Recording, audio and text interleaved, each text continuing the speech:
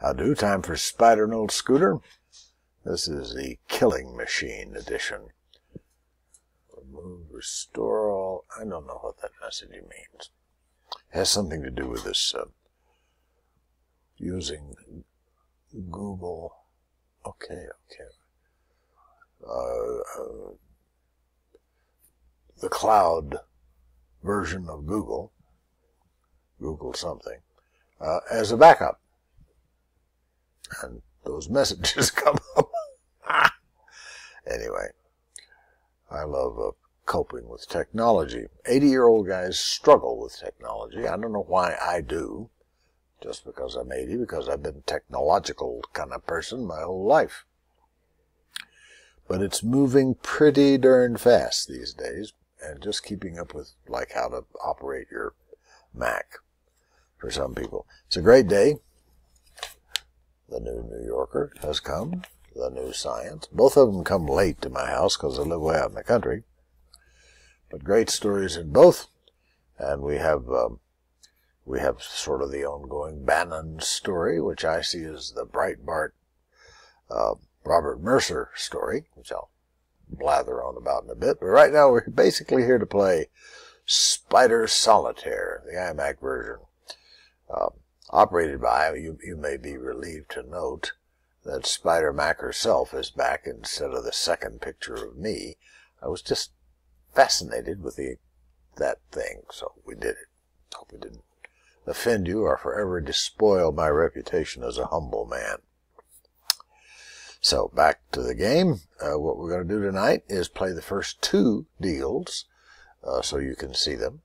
But I will feel unrestrained in terms of I'll be able to talk because I'm going to play them kind of slow, you know. If you play them slowly, then Spider is a relaxing, distracting game. And I've discovered you can, like, if you were having a serious telephone call, you could be playing it while you're on the phone and probably not miss a beat in the phone call. It's a good sort of co-processing situation. And I think that's worth developing. You know, everybody who thinks they're a multitasker, I'm just a terrific multitasker, is probably lying to themselves because very few people are.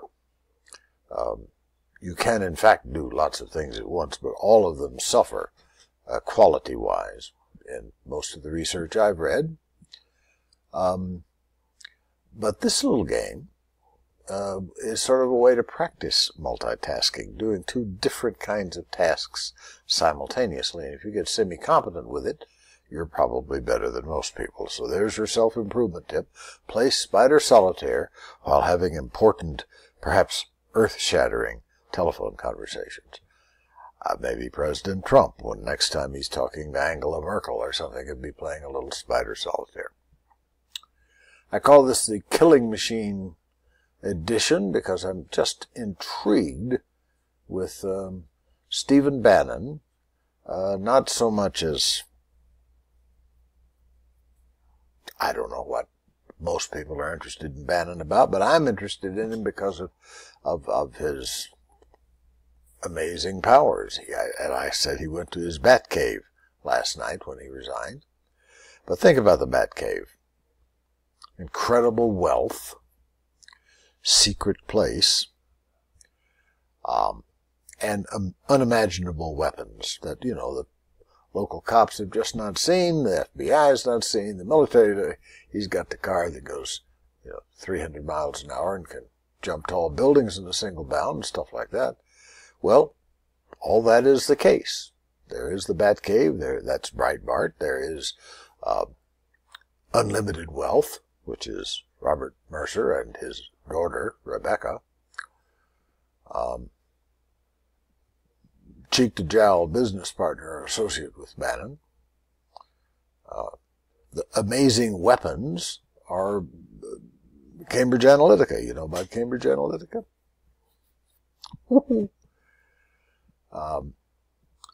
It's sort of the stepson, great-grandson, something son, some kind of a son, and I won't go into that, of market research and political science, linguistics, Robert Mercer, the billionaire behind the whole thing, is also a genius and apparently one of the world's great developers of basically artificial intelligence that does lots of good stuff in terms of analyzing linguistics and the psychology behind them, the psycholinguistics.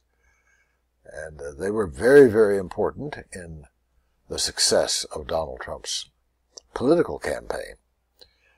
And they're like a brain beam. I mean, that's the kind of secret weapon it is, where they figure out what you think and believe, and then send you a piece of propaganda, but it looks like news, or it looks like gossip from your friends, or it is gossip from your friends because they know who your friends are, that is just perfect for you. It's just cherry-picked for you. It's something you will believe, something you already believe maybe, reinforces what you think, or it does stuff, and it does stuff like throw bad shade on people. Like they threw megatons of shade on Hillary Clinton, and they did it very successfully to where the whole country hardly trusts Hillary, to pick up the laundry. But that's what they do. And Bannon said, I mean, why should we be worried about all this Batcave stuff Duff's worried about? But then out comes Bannon. He's going back to Breitbart, which I'm a regular reader of, and he's going to use it. He said, I built a killing machine here with Breitbart. And he didn't say it, but he also means with Cambridge Analytica. And he's going to use it. So things are going to get really interesting. So guard your backside.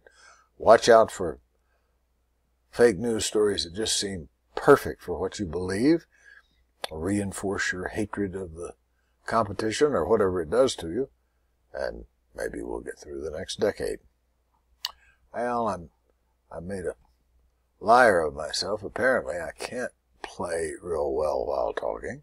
So if I were having that earth-shattering conversation on the phone, when it got to the actual earth-shattering part, I'd probably stop playing. But right up till then, like now, I'm not doing anything serious. I'm not advocating. I'm not spreading fear. I'm not doing any of that stuff. I'm just trying to play the game. And not doing all that well with it. I told you I was only going to show you 2 deals, and I made a liar of myself immediately. I could talk more about the killing machine. Oh, I want to show you something. I do this occasionally. The New Yorker, which, I'm sorry you can't see the cover better, but the family's having a picnic, and Pops is over there spraying for ticks. There's a lot of tick anxiety in most of the wooded lands of this country, because it, give you Lyme's disease. A good close associate of mine had Lyme's disease and was sick for years and is still suffering from bad stuff. And those ticks are apparently proliferating like crazy, and this guy's out there, Look at the look on his face. I mean, he's worried about Lyme disease, as is everybody near the woods who doesn't live in the mountains of New Mexico, where there are precious few ticks. Don't let the word get out. Oh, see, I guess I was kind of more involved than I thought, because I'm missing plays right and left. Oh dear, but my favorite cartoon out of this edition, this I think is a minor masterpiece. Look at this. Beautiful drawing of the woods, classic stuff. Take my hand, my love, and come with me to the cabin, where we can explore each other's naked bodies for ticks. Scary, all those ticks out there. Go away. What are you doing there? Fine book, by the way. Fine book. And science news. Oh, well. I'll play right up until sort of the last card, and then I'll be right back and finish up with all this fascinating stuff. Watch this. See the finger? Poof, it's gone. I call it preemptive editing. I'm stopping and starting rather than recording and then going in and cutting, or choking, as the case may be. Last deal, I'm not doing worth a hoot. I guess I got too passionate to play well, But see, the thin blue line is just basically not penetrated anywhere. This guy's close, but my goodness, it's a double blocked stack, and hardly a stack at that. So I'm going to go ahead and play the hospice round, and elaborate on the killing machine a little bit. Cambridge Analytica is one of numerous companies. They're just doing what they're doing better than many companies are, and that is collecting the vast bodies of information out there about you and about me. Because all of us who do all that stuff online, which I do just with a Bannon,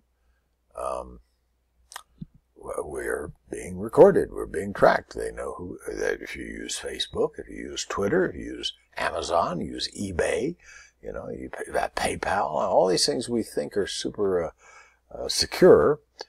Bits and pieces of our information comes out. If you take surveys, I love to take surveys, express my opinion, get my thoughts on the line, speak out for the good guys and the good cause as well. You read the fine print on the survey pages, and you'll find out you're not safe. Emails, heaven knows how much interdiction and psycholinguistic artificial intelligence assessment goes into what you say in your emails. All the things you subscribe to, all the bloggers you follow, the YouTube channels you follow, the stuff the newspapers you subscribe to, all the petitions you sign, everything. So here is the big data maestro, Robert Mercer and Cambridge Analytica. Robert Mercer he fills the role, by the way, in the Batcave analogy. He's the evil genius. He is a genius, apparently, and has won awards and so forth. He's also a hermit. He's got a little Howard Hughes in him. But this incredible brain power and computing power is used to target messages to you, to make sure that your friends see something that you would like, and that you see things that, when they're after your friends to send them a message, they check to see what you think about your friends. All that incredible complexity that is it's the new politics, and it's George Orwell didn't really quite get the whole scheme of it. Well, of course, it was only 1984. 1894. And things have moved right along since then. So that's the secret weapon. The secret truth here is I'm going nowhere with this game. I've lost $81, which is okay. $500 to play, $550 to break even. That didn't make it. Missed it by $81. But I got a few things off my chest. I got to show you the cartoon. Okay. By the way, the AI, the artificial intelligence, I hope you've seen this kind of stuff. Look at this. The doomsday invention. Is that not an impressive graphic? Yep. And down here I marked out the guy. The people who've spoken out that artificial intelligence is going to eat our lunch. Stephen Hawking, Elon, come on, Scooter, Elon Musk, Bill Gates, and this guy, Nick Bostrom. That's this article in the New Yorker is about him. He sometimes notes, as a point of comparison, the trajectories of people and gorillas. Okay, the story here is people are the artificial intelligence, gorillas are the people. Both of us are primates, but with one species dominating the planet, guess who, and the other on the edge of annihilation, the poor gorillas. Before the prospect of an intelligence explosion, we humans are like small children playing with a bomb.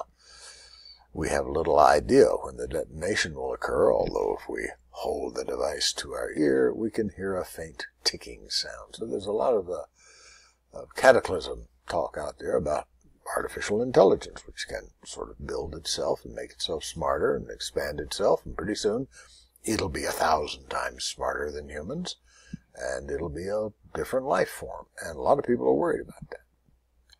I see it as a source of plots for science fiction books, but that has